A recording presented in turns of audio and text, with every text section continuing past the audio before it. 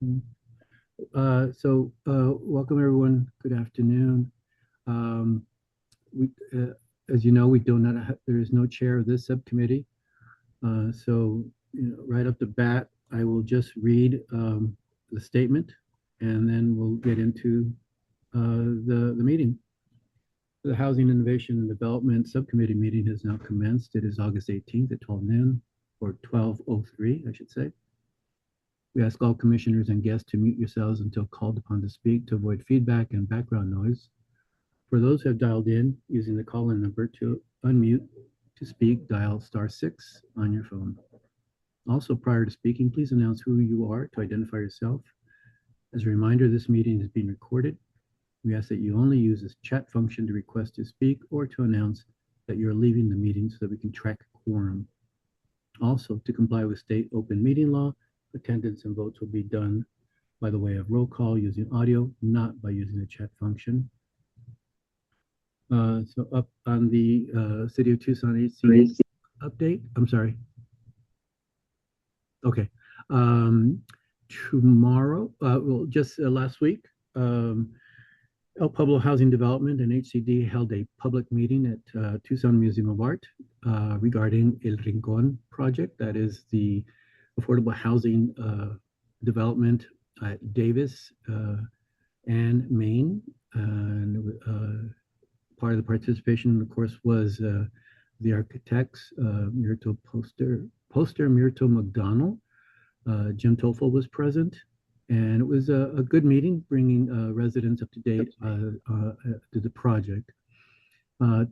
Tomorrow evening, here at the HCD office in the Sentinel building, there will be a public meeting what we are calling a design build forum, inviting residents from Menlo Park and Dunbar Spring neighborhoods to hear from potential developers, design and developers for the Westmoreland property in Menlo Park and the 1st and 11th property behind the Salvation Army in Dunbar Spring. These are two small city-owned properties that we've been looking to create affordable home ownership on the properties, and that's tomorrow at 5:30. So a lot going on here, of course, and thank everyone for being here. So next on the agenda is to elect a new committee chair. And so at this point, we'll just leave it open to anyone who wants to volunteer, and I'll leave it there. Any questions? And you can self-nominate. Well, so normally I would be open to doing it, but I am pretty heavily overloaded right now. Yeah. Between some things that are happening here at work and personally. Mm-hmm. So I'm really not. I apologize. I apologize. And you previously chaired one of the subcommittees, so yeah, understandable. It's gonna be. I'm not gonna do it justice if I do it. Yeah. Just commissioners know that I and others here at Space are here to help to create agendas and to move the agendas forward. So you won't be working alone. You'll be working with us, as you know. And it's not a heavy lift. The subcommittee will, again discuss what is out there in housing, in innovation and development, and just do some research and hopefully bring some of these talking points or ideas to the full commission.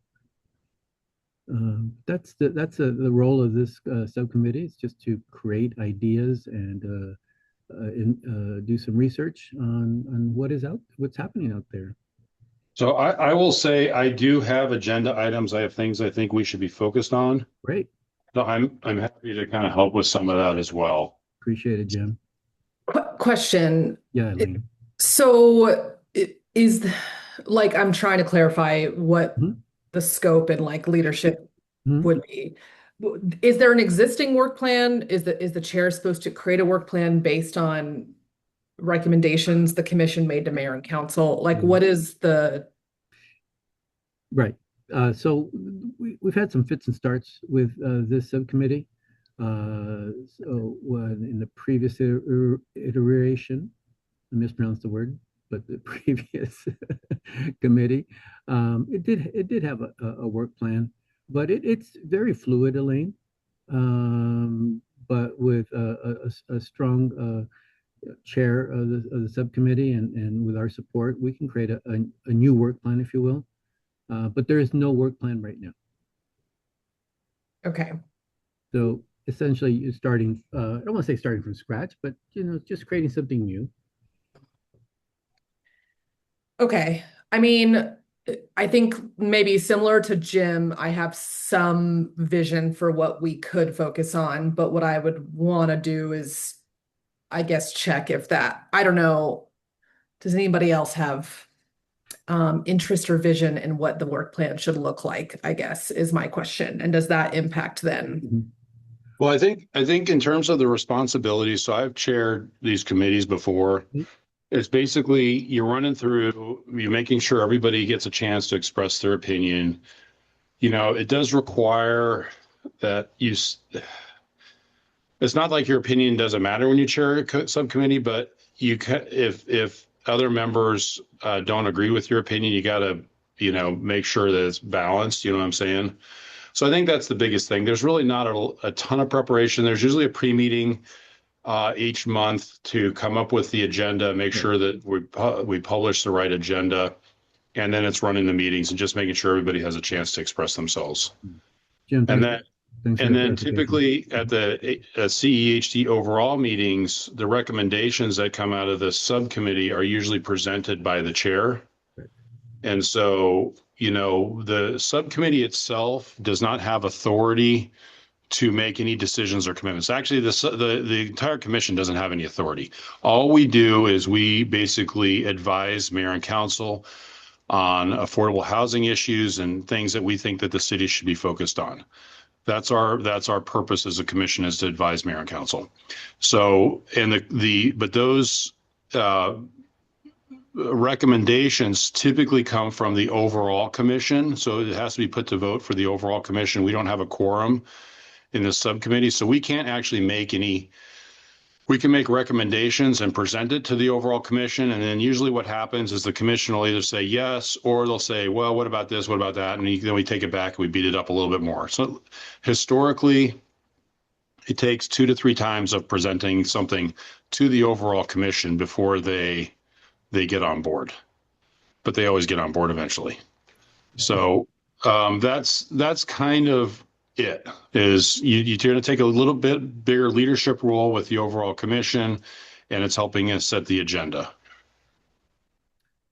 So Right. that's what the chair is going to do. Thank you, Jim, for the clarification. But yeah, just to reiterate, there is a pre-agenda setting meeting for the subcommittee, as there is for the overall committee. And you recall on the agenda, the regular commission meetings, there's a discussion item for report outs for subcommittees. So again, the subcommittee will meet, talk about what it has on its agenda, what it wants to study, and then down the road, it will likely make a recommendation to the commission to hear a presentation or to look into this XYZ project or whatever you have in mind. It's not to diminish the work of the subcommittee, but this is not super high policy work. Yep. But it is, it's groundwork. It's establishing some ideas and recommendations for the full commission that hopefully can put forward to the city, the mayor and council. So we just need someone to say, I nominate myself. And Elaine, I think you're about ready to do that. No, I see. Logan, were you going to add something? I think probably, like, based on what everybody's saying, maybe the idea is that we figure out how we're going to proceed. Then maybe the next meeting, everybody comes in with a list of what they see as priorities, and then we put those all together in a list. Sure. And then we say, like, what are the priorities and layer of urgency? Like, maybe something is a long-term strategy, and then we have short-term strategies. Mhm. And then from then on, we build the agenda and we say, like, if it's about apartment building reform, single stair policy or something like that, then Yeah. we say, like, great, let's find the experts.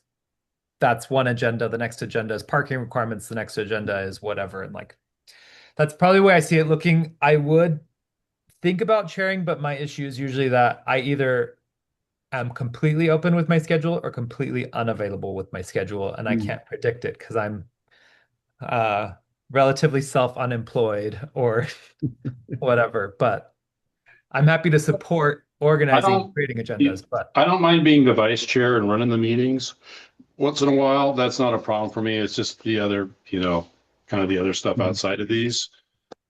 So Got it. if you're willing to be the chair, I will back you up when you're not there. But, well, Lori, you have you're the longest serving member here on this commission. Are you interested in chairing this subcommittee? I am not. This is not my area of expertise, and that's partly why I am in this subcommittee. Uh-huh. I know a fair amount about folks experiencing homelessness. I Right. don't know a lot about the other side of it. So I am really excited to join the discussion and be a part of the group, but I just don't, Mhm. I don't think that's my area of expertise, nor like everybody else, do I really have capacity. Okay. But thank you for asking. Okay. Okay, so I love your idea, Logan, on the way that we build the work plan and the agenda. I think it would be really productive for each of us to come with some ideas. I have capacity, so I could do it. Could you change the could to I will? Sure, I'm Yay! delighted to throw my hat in the ring. But yeah, it's important to me to like have a lot of clarity on the scope. I'm not, to be clear, I know this is a commission that makes recommendations. I know we don't have real like authority in that way. What I want to clarify is I looked at the recommendations that Jay presented to mayor and council, and so many of them just feel like, to be clear, I really support them. They feel beyond the scope of what the commission actually has influence on. So what's important to me is to not waste a bunch of time doing research and talking about stuff we don't actually have influence on. So that's the only thing. But to be clear, like I think there's a lot of good stuff in those recommendations. But I would like if we're all going to be bringing recommendations, which I think is great. We are. I would like us to do that knowing what our real scope of influence is. That would be helpful to me as And chair. Elaine, that will happen. So, Elaine, have you officially nominated yourself? Yes, sorry, I volunteer as tribute. Yeah. yes. So, And we go will ahead. all try and support as much as we can with that. Like I Yeah. think we'll step in. Thank Oh, you. you better believe I want your wish list, Logan. Yeah. You better believe I want that. Can this committee please take a vote? Elaine has nominated herself. If there's no one else, I'll second. I'll make a motion to nominate Lane as the chair of the subcommittee. you want to second it, someone? I'll second that. Thank you, Logan. So we have 4 commissioners. Jim, also, are you in favor? Yes. Elaine, are you in favor of yourself? Yes. Logan, Yes. Lori. Yes. All right, you have a new chair. Yay. Great.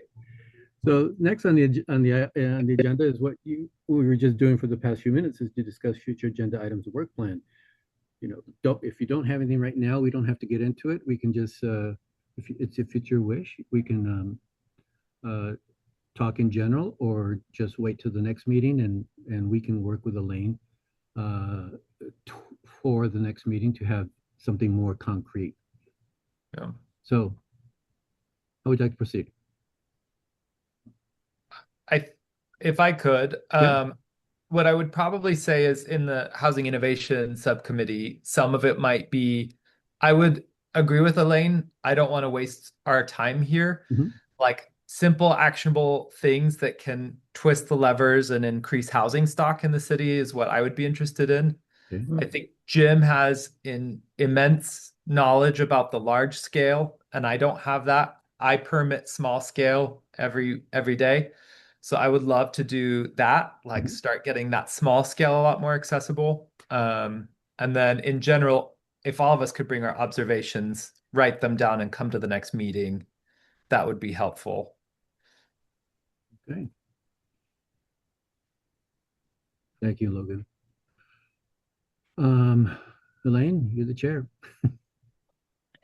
Yeah, I mean, I think yeah, I agree. I second that, and I very much want to bring, I would love to bring, like, to like broaden the participation of more developers. I think I recognize the huge impact of the big developers bringing housing to scale. Like, and I have heard you, Jim, talk about a lot of barriers that I definitely, I'll be honest, I'm like Lori, right? I come from homelessness. So that's where my deepest expertise is. I'm building expertise in the like infill development and small scale building because that's kind of, I think, a big part of the solution. But Jim, if you wouldn't mind, like maybe sitting with me one day over coffee or something, talking about some of the big, I read the QAP. I think I understand LIHTC basically, but I don't understand it enough to actually know what the barriers are on the ground. Um, Sure. Yeah. so it would be, for me, it's helpful to like kind of segregate these different buckets of interventions to Logan's point, where like small things can be. I also, to be clear, am super amped to like bring forward recommendations that are very bold and big, even if we're not going to spend a bunch of time on them, just to like just broaden the window of what's possible and make it clear to mayor and council that like people do want big stuff. Also, amped on single stair, to be honest. So I think there's ways we can have these different buckets and yeah. But yeah, like I said, I've managed enough committees and been on enough commissions to know that like sometimes it can become performative and I just have no interest in doing any of that. And so I want to like really focus on what's actionable, I guess. Yeah, I mean, I'm happy. In fact, I'm happy just given this subcommittee to do a quick presentation, kind of LIHTC 101. That'd be great, If I you think. guys would like, and I've done that. I've got a presentation I've done a couple times before. Just kind of talks about the different programs, how they work, financially, and how deals are put together. And then I'm happy to talk about some of the challenges that we have in Southern Arizona and the state. It's really tough right now in the LIHTC world, especially for 4% tax credits. The 9% are still basically okay, although some of those are in trouble too. Yeah. But the 4%, last year, there were 60 projects submitted to the state for the 4%, and there was not a single project in Tucson submitted or Pima County.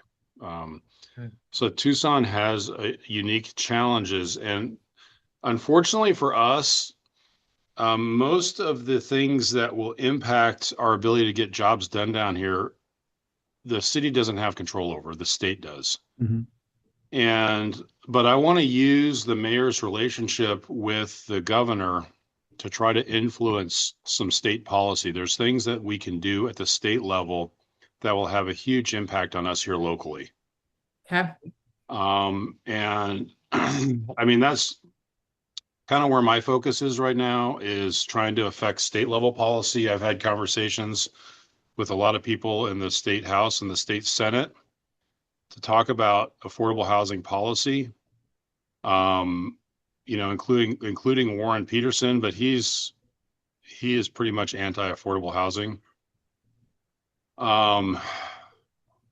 But there might be some things that the governor can do to help kind of get deals done. The last drawing was done in April, and I think 60 or 70% of the projects drawn have returned their credits because they can't figure out how to make them work. So there is a statewide issue right now where projects are not moving forward because they just can't work. And so throwing money at it is not always the best answer. Right. That's historically what everybody's answer has been. But I think if there are things that they can do to reduce regulation and bring costs down, that's going to be way more beneficial than just throwing money at it. Can I ask a question, Jim, that might be really ignorant, but again, this is not my wheelhouse. When you said the reasons why Tucson is having some trouble getting products down here is at the state level, why wouldn't that also affect Phoenix? Because if you're saying Tucson isn't getting any, but you're not saying Phoenix isn't getting any, I'm Yeah, unclear how state level policy wouldn't affect the rest of the state as well. it's a little counterintuitive, but because rents are dictated by area median incomes, and Tucson's area median income is 20% below Phoenix, Mhm. projects don't pencil here. So it's counterintuitive that the communities with the highest area and incomes are the ones that get the most affordable housing. And the places that have the lowest incomes get the least. It's exact opposite of how it should be. That's very helpful as an explanation and also infuriating, so thank you. Mhm. Well, yeah, that's my point. And I mean, that's the stuff that I'm talking to about these people is, the places that need it the most are getting it the least. And so what's happening now is Phoenix is actually getting overbuilt with 4% affordable housing projects, and they're not leasing up. And so now, there's like Dominion did 4 or 5 like 500 unit projects around the valley, and they're like 10-20% leased. So they're absolutely taking a bloodbath right now Mm. because they can't lease up, and these things have been done since the beginning of the year. So they can't lease them up because Phoenix has been overbuilt. Meanwhile, Casa Grande is able to use the Phoenix area median incomes. There's been probably 3 or 4 times the amount of affordable housing projects built in Casa Grande as Tucson. Mm. And, Casa Grande is what, 150, 200,000 people? It's 20% the size of Tucson. Mhm. But because they can use the higher area median incomes, they can make it work there. Mm. Well, there you go. So, Thank you Um, for that, Jim. and yeah, and with that, um, there's like you're saying that a lot of it is going to be state policy. And then do you feel like there are specific levers that the city can start to do? The other thing, I guess one of the other things you brought up is like it's hard for us to piece together a project that functions. And part of that being regulation, part of it being the funding, part of it being the median incomes. Am I understanding that correctly? well, so there's some bigger challenges right now to the Light Tech program. So let's kind of table this because there's other stuff we need to talk about. And let's just put as an agenda item on the next meeting. Yeah. By the way, before we do that, when is the next meeting? For Is this it, group, is it this 8th of September? give me a moment, Jim, and I'll look that up. I believe that's what the Zoom invitation had for the next one. Yes, it is September 8th. I'm going to be in a boat in the middle of the Pacific Oh, can we come? with no internet. Yeah, we'll join that meeting. We'll definitely be there. Yeah, we'll meet you there, Jim. Thanks for the Yeah. invite. Yeah. Send us a Um, GPS coordinate. Yeah. We like the no So internet part. So either either I'll have to do it the following meeting or we need to push it a week or something. I apologize. Maybe then the next meeting, I would be happy to help coordinate. Maybe we get like code issues because that's something we could bring something like Poster Myrtle McDonald and like I could talk to small scale issues that we generally see with middle housing and ADUs. Mhm. Because I think that's the other thing is like great if we can get money or not, but if the process is always so bogged down by policy that it takes years to get anything done, then I think that's one of the other approaches is make the process of building easier. Yeah. May I suggest that I can work with Elaine prior to the September 8th meeting, establish an agenda. In the meantime, if Jim, Logan, and Lori, if you want to submit some ideas for not just the September 8th agenda, but future agendas, and from that we can start working on creating an agenda for the 8th and beyond. Yeah. I think I actually gave that Light Tech presentation to the overall commission. about 4 years ago, Well, time for a or new one. We have new maybe a committee. little bit longer. Just kind of talk about how the program works. Yeah. Great. I may also, just as reference for folks, I'll do my best to not bombard, but I think there's just like a lot of plans at the city, at the jurisdictional level. This thing you're talking about with the code updates, like there's just like so many things happening. I may send a few things for us to look at alongside the recommendations that went to mayor and council. Because again, I think there are some things that other players are already moving, and then there's things that are identified as needs, but other players maybe aren't moving. And I think that would help us understand what our role could be like directed at. So Um, there's one thing that we might want to loop in development services on, and I'm not sure, Neto, if this is better at the subcommittee level, overall commission level. Mhm. But Corin kind of pulled me aside after our last almost meeting and told me that the county has adopted the 2024 IECC code, International Energy Conservation Code. The IECC code has made significant changes to the energy performance of buildings.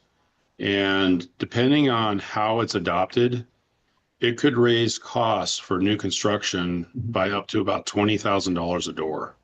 Yikes. It's not cheap stuff.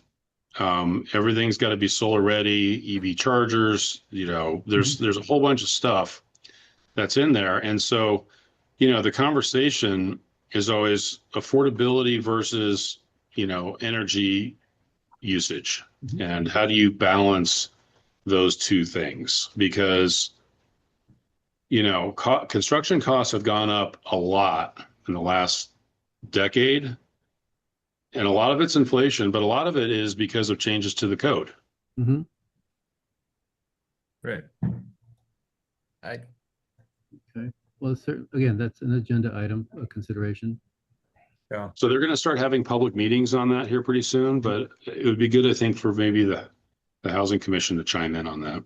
mhm. Thank you. Alan is coming in. Hey, So Alan, good news. We elected you chair.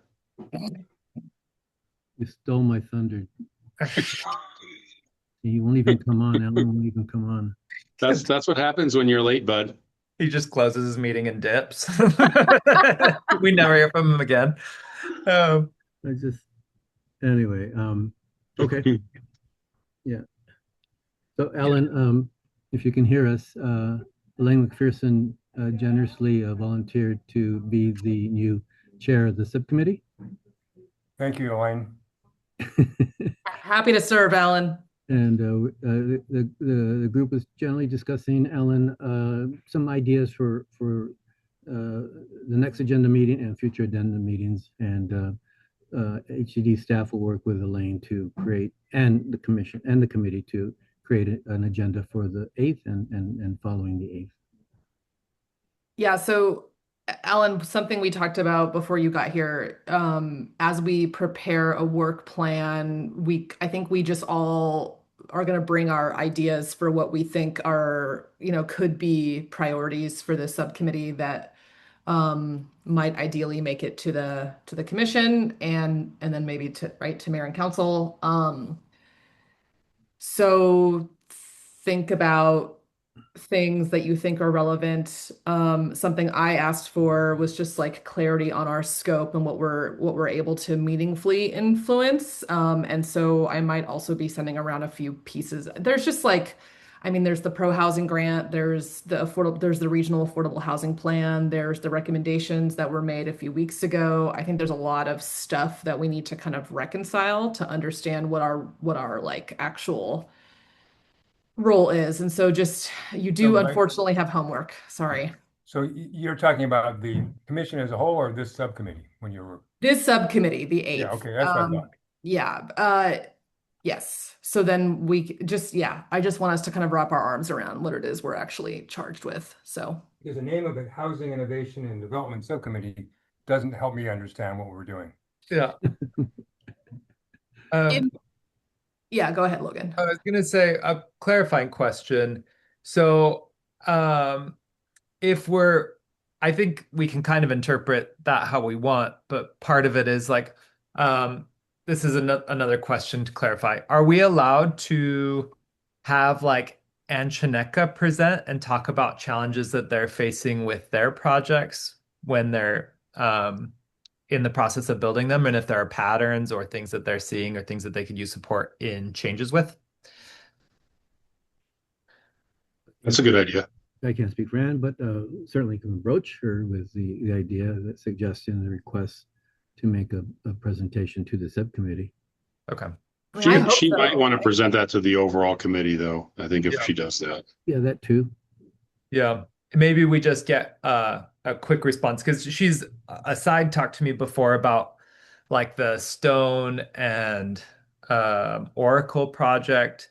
Um, there's like anthropology issues or archaeology Archaeology. issues, and so I think some of it might be like creating clear policies from her end that help calm the community down so that there's less resistance. Like that might be another thing we explore is how do we make development positive enough that it doesn't get uh, rejection from community. Um, Exactly. Yeah, I think to your point, Logan, I imagine, and to answer your question, I imagine what we are doing is trying to tweak these fixes, right, to make development better. And then the other subcommittee is then communicating what these changes are to the broader public, right? Because Right. my understanding of that subcommittee is they're charged with like the advocacy and outreach piece. And so Engagement and communication. we are kind of like getting into the weeds in a way that is probably inaccessible to most people because it's like a lot of terminology and a lot of like just like insider knowledge of being a developer, large and small. But like we need to communicate with that subcommittee so they can then like carry that forward and like do the stuff that quite frankly I hate, which is like social media or whatever. yeah. And part of what you missed was so far, Jim has told us that he would like to give a LIHTC presentation to describe the challenges that, like how the process works, the challenges that we face in Southern Arizona. We discussed having discussions with different experts about policy change in code to make housing more accessible or like less resistance, less process, and then just barely the idea of like how do we make the community feel more comfortable? How do we make development serve the community so the communities has like clear boundaries and knows how to navigate it and doesn't push back as much? Stuff around that realm is what we're so far brainstorming. I mean, very eager about the LIHTC presentation. I learned at the last meeting, Jim, that was kind of your significant expertise in that area, and I'm eager to learn about that. So that sounds really good. And then everything you just said, Logan, I certainly understand and agree with. I think there's always going to be people that are mad and are going to push back, but limiting it is what your goal. That's a reasonable goal to try to get as much of that out of the way as you can. Yeah. There's also groups. Part of the planning commission is one of the members is a land use, like a researches land use. So they look at what developers can do with a parcel. And it might be good to talk with them and say, like, hey, when somebody's looking at a parcel, why do they always choose a drive-through over apartments? Or like something like that, where we could say, how do we get the levers changed so that That would we be don't just marvelous. yeah, we don't just build another drive-through next to another drive-through. Every new development, that happens is a freestanding building with a drive-through. Yes, Annoying to me. yes. I think most of the community is pretty upset by that. But right now, the incentives, for some reason, are pushing everything in that direction and not in um, And what are other. those incentives? I have no idea what they are. Yeah, I I have think, no idea. yeah. And so we might bring them in. A lot of it is like by right development. You can make it and immediately and cheaply build a drive-through, and everything else takes process and parking requirements and the CC2T tool is new, but it's not being used as much as we would want it to, which is like allows you to build apartment buildings styled kind of like the Mercado district, where it has higher density that steps down to a neighborhood scale. But I think again, there's just more process and cost, and process, cost, and time cause people to not do things.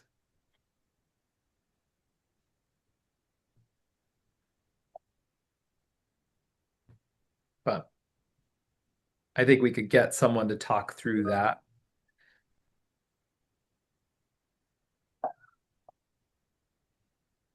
I went to Transit T this morning to pick up something, and the woman that helped me said, "Well, this is the first time someone's been here on a bike like this," Yeah. which seems kind of dumb. Yeah. My answer was, "Well, I go there through there on a bike all the time. She just hasn't seen me, but maybe I'm the only one." Yeah. I've been rejected from drive-throughs on foot or on a bike. I have two. Wells Fargo Bank famously, in my mind, told me I couldn't go in the drive-through because of insurance.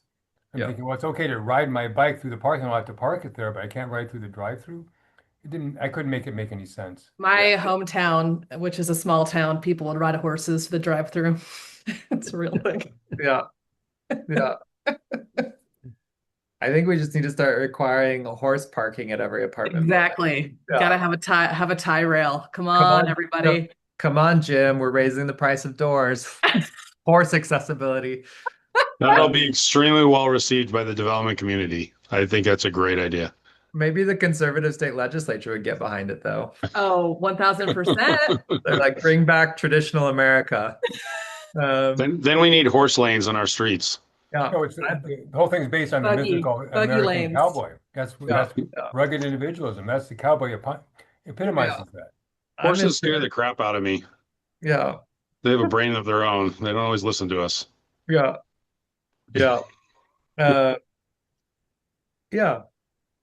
Yeah, I guess, yeah. So like maybe land use as something to be considering. So maybe, and it seems like this is a little bit of a brainstorming session, and after this we'll all kind of like gather our own thoughts and maybe join an email thread and put together a list, compile a list. The issues I see from like a small scale thing is parking requirements. I think they're arbitrary. They often dictate everything, slow the process down, and raise costs. That's almost been the largest inhibitor from most developments that I've seen, so I would like to address that. I agree with that entirely. I don't have expertise in it, but it just makes sense to me that parking minimums drive too much and without any good reason. And most people will build the parking already that matches the demand. I've just seen veterans housing have a massive parking lot that takes up half the land, and it's unhoused veterans. So there's 2 cars in the parking lot for the entire existence of the project. When then you drive by Park Mall or Tucson Mall, and there's just huge acreage of parking that nobody uses. Yeah.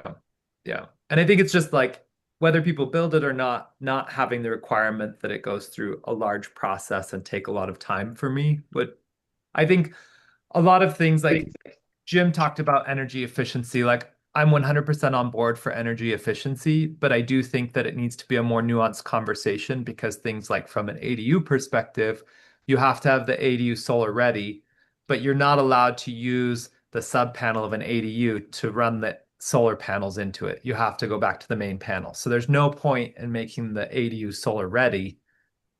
And there are all these like little things that end up taking up a lot of time and process that end up making every project is a non 100% compliant.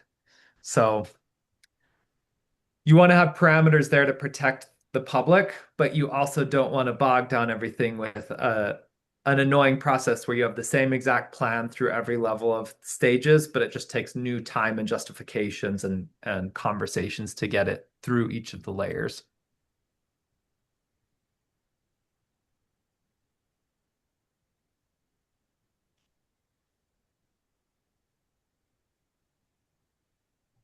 Thanks for everybody's patience and having me come late too, by the way. My morning was not the way I planned it at all. Yeah, no worries. Oh yeah, they also required for ADUs, which are generally seen in backyards, an electric car charging space. So it's like you're not driving an electric car back into your backyard often. So Wait, they require an EV space for ADUs? Did I hear that correctly? the original code did. They did remove it. We were pushing back because we're like, this is nonsense. You cannot, like most of these are in a backyard. So it doesn't make sense. That's crazy. Yeah. So everything, like even the middle housing code amendment, has a requirement for trees, but the trees have to be a certain spacing from both the Right. sidewalk and the residents. And so if you have an existing tree, that doesn't count if it doesn't fit within those parameters. So anytime we add layers to the process, Mhm. it has good intentions, but it ends up slowing down Yeah. everything and making it where like, oh, do you want me to chop down this mature mesquite tree so I can plant a baby mesquite tree? Or are we going to allow it to be 1 foot off of the Yeah. requirements that you've given us? I call that the law of unintended consequences. Right, right. And it's like, oh, with affordable housing, like, is it better that we put electric car charging spaces in for each one and raise the cost by $10,000 per unit or $100,000 a unit if you want high capacity charging stations? Or do we make it transit centric because Yeah. 60% of the people don't have cars in affordable Yep. housing, 40%. Yep. So Yep. like, then we start to say like, oh, maybe the process doesn't have to be this like Waymo solution, like high tech solution. Maybe it's Well, the thing that's interesting about cars and all the EV stuff is all of our facilities are going to be overparked, I think, in the next 10 years. As the self-driving technology becomes more prevalent, I think it's going to be cheaper to use like Uber or Lyft Mhm. with the self-driving cars than it will be to own a car. And so people will just start naturally moving that way. And so all these parking, we're going to be way overparked everywhere if people don't actually own cars and they rent them every time they use them. we are already way overparked everywhere, but Mhm. I think there's 5 parking spaces for every car in the country, something like that. yeah. I think that's one that I personally see a lot of. I photograph most of the affordable housing projects, so I see them after they're built and occupied, and generally the land is about 2/3 parking, 1/3 building, and it's Yep. generally quite empty. Yep. I think we'll lean on Jim heavily for a lot of this because I hear from the architects, but so many of the things I don't know that we can approach, like HUD requiring a certain amount of closets or closet space or things like that, that I feel like are arbitrary, but I don't think we can affect that. We can. I just have to go through a different group. I mean, there's a working group at ADOH, like the HUD mandatory design guidelines. That's hard to change. That's national. Yeah. Locally, there's mandatory design guidelines for the LIHTC program, and there's going to be a public feedback session next Friday. So for those of you who don't know, the Arizona Affordable Housing Conference is next week. It's Wednesday through Friday. And the last day, Friday, usually at noon, they'll do a public hearing. Well, they'll go through the QAP and solicit comments from the public on the QAP. And so if there are things that you think are onerous or need to change, that would be the place to do it. And then you can always submit them in writing as well. And they're pretty good about listening to all that stuff and making those changes. I mean, I've read the QAP, but I don't understand a lot of it. So I would need you to point like, hey, this is a thing that's onerous, because I have no context for what Yeah. is onerous, to be honest. Well, there's been some things in the QAP that were anti-Tucson. So like one of them was it had to be within a certain distance, like a mile of a major employment center where a single employer had more than, I don't remember the number, 1,000 employees or something. And the problem was it said a single employer.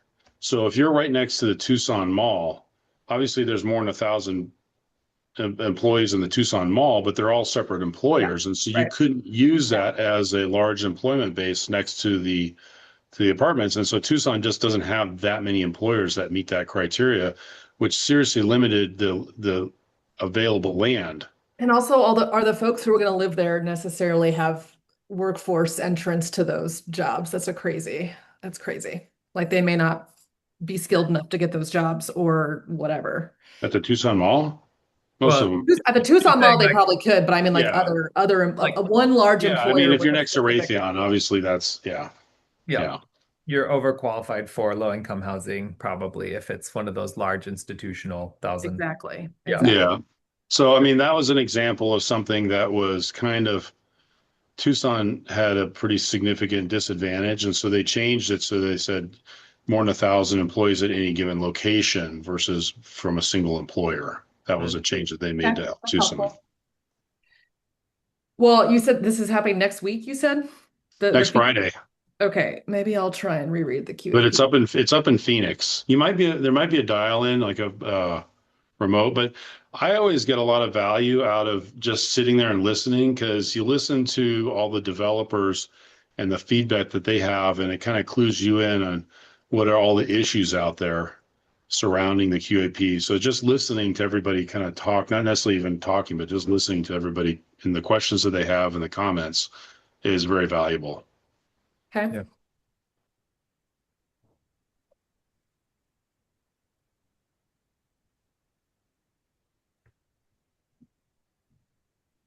Hmm. So Elaine, what would you like to do? Girl, I just became chair. What are you doing? You can't make me facilitate right away. Um, I think you should make a motion of some sort. Just kidding. No, you don't. Well, great. I think we've got like 2 or 3 good agenda items for the next meeting. Hopefully you guys are okay pushing it a week. Pushing the meeting or pushing The- the agenda item for you to the next one? Well, pushing the next meeting back 1 week so I can participate. So it was Okay. September 8th. That would be September 17th. Yeah, I'm sorry, 15th, September 15th. September 15th. Does that work for everybody? Um, I can do that. yeah, it works for me. I would All right. prefer that because I've got another event to go on the 8th that I now can go to if I don't have to do this on the 8th. So pushing the 15th is good for me. I'll have to leave a little bit early. Okay. I moved around stuff to be able to attend this Tuesday one, so if it gets knocked off, I have other commitments. Okay. Okay. So Elaine, you're good. Alan, you're good. Logan, you're good. Jim, you're good for the, Are there any members who are not in attendance today of the subcommittee? J. And Maggie was on this committee, but Maggie is no longer in the commission, and her replacement will be Bill Mackey. And hoping he will join this committee. Okay. I haven't seen Jay in a long time, in part because I've not been around, but I don't know, is he still participating or what's his stat? Yes, he wasn't at the, I don't want to say the meeting last month, the one I watched, but earlier this month. But he's still active. Okay, good. He's our fearless leader. Yeah, I thought so, but I just hadn't seen him. And again, that's because I wasn't around. Yeah. So Elaine, I think you have consensus to move the meeting to the 15th. Great. Does that require a motion? I don't believe so. Let's just too much. Okay, great. That sounds good. So we moved it to the 15th. time. Do we have anything else on our agenda right now, or are we good to That's it. adjourn? Okay. There are no members, there's no one in the audience, so there's no need to have a call to audience. There was somebody in the audience There before. was, maybe. we have 2 staff members, 2 space staff Oh, I members. see. Okay. Hi, staff members. I didn't even see them here. Who are That's they? when I look at the Amanda participants, it's- Grant. yeah, Amanda and Camilla. Oh my gosh, cute. Hi, Amanda, Camilla. Camila. I'll see you in person next time I pester the planning division. Okay. So, so the next steps are this committee has been moved back to the 15th. Yeah. You have a full commission meeting on September 3rd, again at the Ward 6. And I promise, I will submit the agenda to the clerk's office to make it legal. You'll do something else in the future that was wrong, that's all, but it won't be that, I'm sure. You'll get those done. Thank you, Ellen. And yeah, I guess just folks percolate on the thing, on the ideas you have, Mhm. and let's bring them all together and we'll facilitate some kind of activity on prioritizing those things for the work plan. Yeah. And I probably will send out some stuff prior just to make sure we all have a shared understanding of kind of the landscape of stuff Right. happening in the community. And again, Elaine, we'll work together on that, okay? Yeah, that sounds good. Okay, do I have to adjourn or can we You just? can call the meeting an end. Go ahead, Elaine. Do I just say the meeting is over? Meeting adjourned. Usually what I said, Elaine, is without objection, we will adjourn. And if somebody objects, then you have to put it up for a vote. Thank you, Jim. Without objection, we will adjourn. No objection here. I'm ready to go. Thank you, everyone. Thank you, everyone. All right. Thank you. Bye. Thank you, Elaine, for taking chair, and thank you, Netta, for keeping us organized. Thank you, everyone.